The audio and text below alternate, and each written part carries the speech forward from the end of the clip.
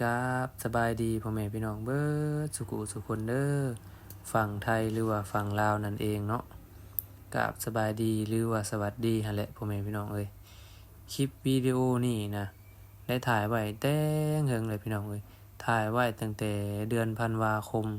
ถ่ายเมื่อวันที่26หรือว่า26นั่นแหละตั้งแต่ปี2567เนาะตอนนี้ก็ปี2568แล้วเนาะก็เกือบปีหนึ่งพี่น้องเอ้ยเหลืออีกเดือนหนึ่งเนาะก็เลยได้มีโอกาสเนาะได้มาตัดคลิปแล้วก็สิเอามาลงเนาะก็โอ้ยเฮิงแล้วเนาะก็เกือบปีเนาะเก็บไว้พี่น้องเอ้ยเก็บไว้เป็นความทรงจำบ่เป็นหยังหาก็สิเอามาลงก็ได้ คงบ่ว่ากันดอกเนาะวิวบรรยากาศนี่ก็ป้าโตงามได้พ่อแม่พี่น้องได้มาลิ้นนี่ได้ไปในมือหันก็คือแบบว่ารู้สึกก็คือแบบตื่นเต้นแล้วก็แบบว่าดีใจเพราะว่าบ่เคยได้ไปลิ้นจักเทื่อได้มาเบิ่งคลิปนี่ก็โอ้ยคือว่าคิดฮอดออนซอนอยู่เด้เพราะว่าเวลาที่เฮาขึ้นไปเฮาได้แนมไปในหม่องที่มันกว้างๆมันรู้สึกว่าโอ้ยคือแบบสบายหูสบายตาไปซี่นะแล้วก็แบบสิมีความแบบว่าใจแบบว่าใจโล่งอีหยังไปซี่นะบรรยากาศอยู่ทางเทิงนี่ก็คือแบบเงียบคักได้เงียบสงบแบบสงบจิตสงบใจอิหยังสิประมาณนี้เนาะคนที่ว่าเขามาลิ้นมาเที่ยวนี่ก็สังเกตเบิ่งนี่ก็สิมีพวกฝรั่งแน่นะหรือว่าฝรั่งหรือว่าชาวต่างชาตินั่นแหละพี่น้องเอ้ยวัดภูสะเหลานี่ก็สิตั้งอยู่แขวงจำปาสักเด้อพ่อแม่พี่น้องเอ้ยแขวงจำปาสักสปป.ลาวนั่นเองนั่นแหละฝั่งไทยที่ว่าอยากมาลิ้นอยากมาเที่ยวนี่ก็บ่ไกลเนาะพี่น้องเอ้ยบ่ไกลดอกฝั่งไทยอยากมาลิ้นมาเที่ยวนี่ก็ข้ามด่านอุบลนี่แหละเนาะข้ามด่านอุบลเข้ามานี่ก็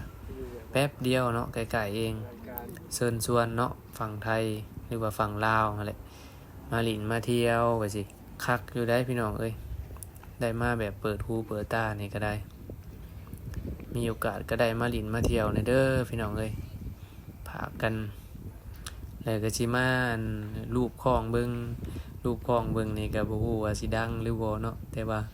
ที่ฮู้ก็คือบ่ดังนั่นแหละ บ่ฮู้ว่าคนรูปนี่บ่มีแรงหรือว่าบ่มีบุญหรือจังใดก็บ่แน่ใจคือกัน รูปไปรูปมาฟังเบิ่งใกล้ๆเบิ่งดูเพิ่นว่าฟังเบิ่งนี่ก็โอ้ยบ่ดังดอกหั่นเด้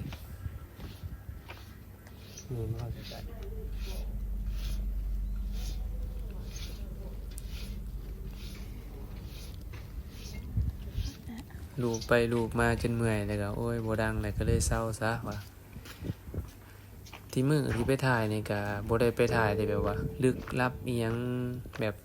ในแบบที่แบบว่ามีพระอยู่ข้างในหอข้างในอิหยังไปซี่นะบ่ได้เข้าไปถ่ายข้างในถ่ายแต่เพียงแต่ว่าบริเวณด้านนอกซื่อๆพระที่ว่าอยู่หม้องนี้ก็คือแบบว่าพระหลายองค์นี่เป็น100องค์พี่น้องเอ้ยเรียงกันเรืองๆงามๆนี่เป็น100องค์เนาะน่าเสียดายที่ว่าบ่ได้เข้าไปถ่ายที่แบบว่าหม้องที่ว่าเพิ่น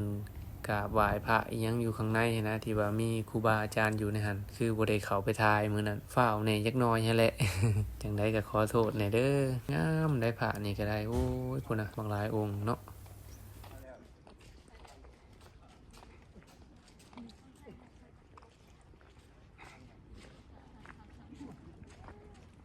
พระ100องค์เด้อพี่น้องนี่100องค์แท้ๆ